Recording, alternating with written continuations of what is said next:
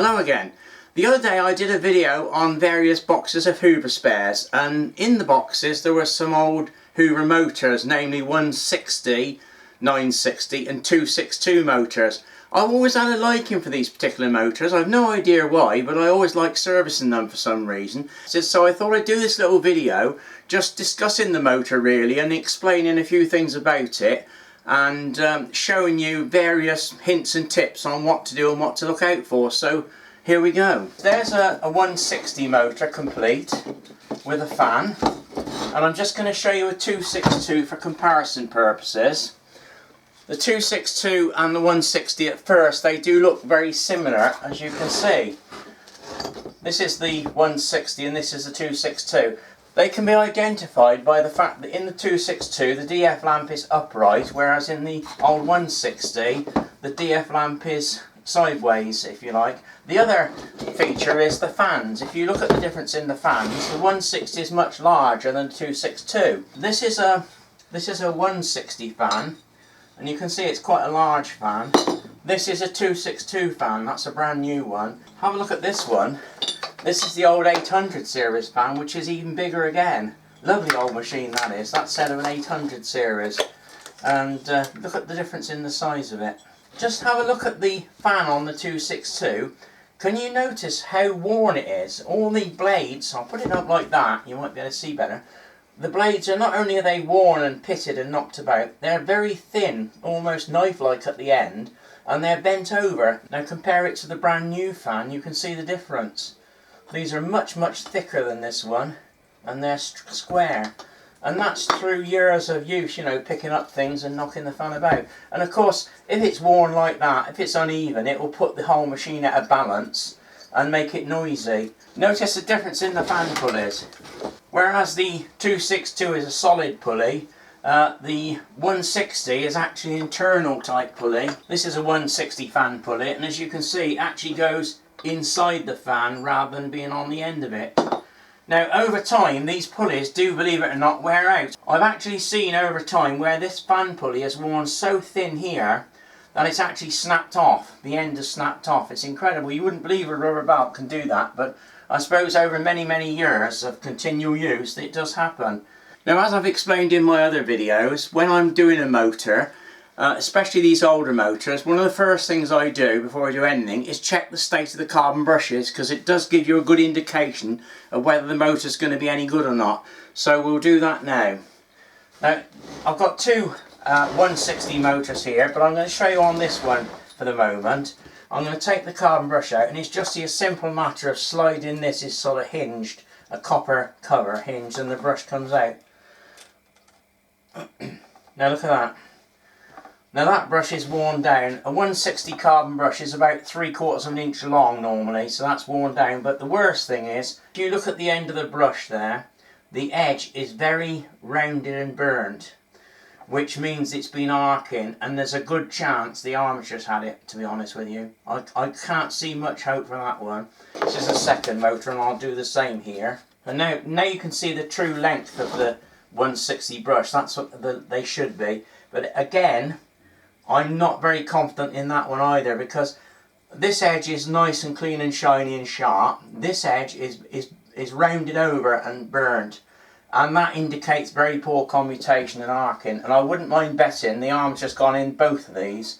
It's a common fault with 160s. Were always prone to armature problems, I found. I mean, it is a very old machine. In fairness, these old machines, the 160s, we're talking about 70 years old or more, so it's no wonder if there's a problem with the armatures, I suppose. I'm going to proceed to strip down this one here and show you how to take it apart, basically. The first thing to do is to take the cap off. I'll show you on this one because the cap's missing on that. Just undo the 3 self-tapping screws. You might find on some of these older machines, especially the ones that have been in contract use, that you've got different sized screws on here. That's because the threads tended to wear, and we replaced them with larger diameter screws to hold them in place. It didn't happen on domestic ones, it was only on contract.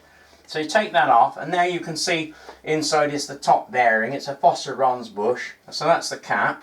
And then you've got your little fan on here. Just hold the main fan and give this a turn and it will come off, as you can see.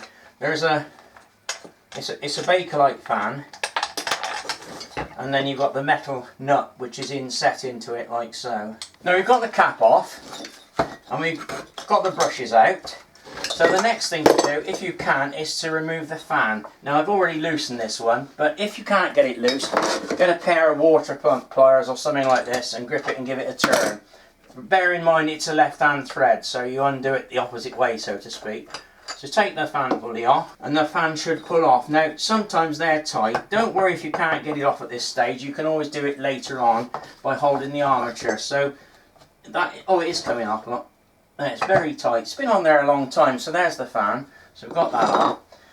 And notice that there will be some metal washers, 2 or 3 metal washers and a spacer behind it. Now to get the armature out, there are 1, 2, 3, 4, 5, 6 bolts. Now after many years use, and or should I say many years of not being stuck in my shed, they've gone very rusty and they are a job to get out. So I'm going to show you what to do. Now make sure you've got a nice wide bladed screwdriver.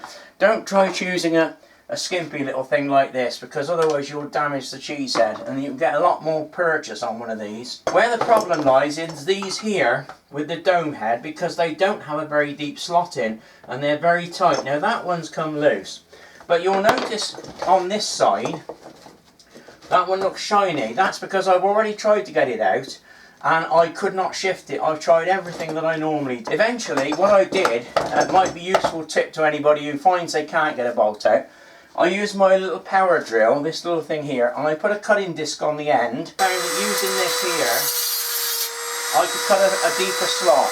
Careful if you do that, mind. Always wear some goggles, because you get bits up in your eyes otherwise. It's not worth the risk. Always put these on when you're doing grinding and things. So having cut that slot deeper, I was able to get my large screwdriver in there and actually loosen it, because it just would not come out and I was worried it was going to break. There's the armature. It's quite a large armature for its day, and if you can't get that out of the plate because it might be stuck, don't bash it with a hammer because you'll damage the thread. Get a wooden mallet or something and just tap it. Put your hand underneath to support it and just tap it like that and the armature will drop out. Now the first thing to notice is the bearings. This is a 262 bearing assembly. As you can see, it's a riveted assembly. You can't get at the bearing. The only way to grease a 262 bearing is with a proper Hoover grease gun, and this is a sealed bearing. Now to get at the bearing on the 160, you have to drill out these 4 rivets here. These are riveted in the factory, and you'll find that there is actually a ball bearing in there and several plates that hold it in place. So once you've drilled those out, you can actually get at it. Right, so having got the bearing plate off, we'll now turn our attention to first of all to the field coils. Look at this. This is what they get like. This one hasn't been serviced for many years. Look at the rubbish on here, all the dirt and dust and rubbish that's been attracted to it. Now when we turn to the armature, it's a very sad story, I'm afraid. If you look at this side of the armature, that looks clean and fine, but when you turn it round, it's not.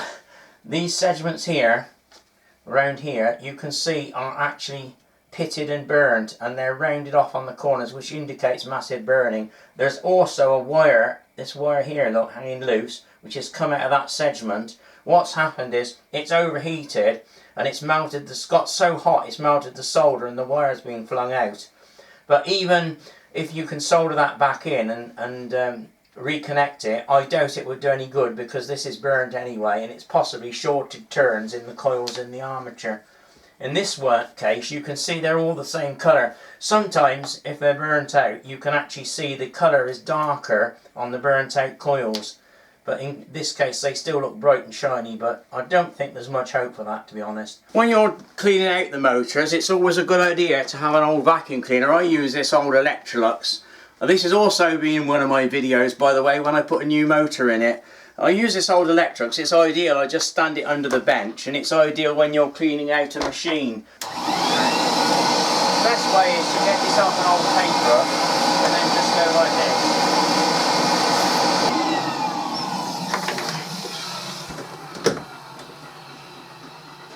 Well, having got that one stripped out and finding the armature no good is quite a disappointment actually, but it is what I suspected, to be honest, looking at the carbon brushes. You can usually tell. I'm going to take this one, the second one apart, and see what we find with that one. But I suspect that one's gone as well. Now, isn't it typical? This is the second 160 motor that I was trying to take apart, and just like the other one, I've got 5 of the bolts out, and the last bolt just refuses to come out. The head's got damaged now. I've tried and I can't get it out, and that's going to be a problem. But I'm going to persevere. One thing I was going to point out was, on the 160, there is a cardboard gasket around here. I'm just going to take it off with a screwdriver so you can see. If you find it's damaged and you want to replace it, you can then get a piece of cardboard or something and carefully cut your own out if you just get a sharp knife. Well, with a bit of brute force and careful use of tapping it with a hammer, I have managed to loosen that last bolt out. So I'll just take it out and show you. That's it.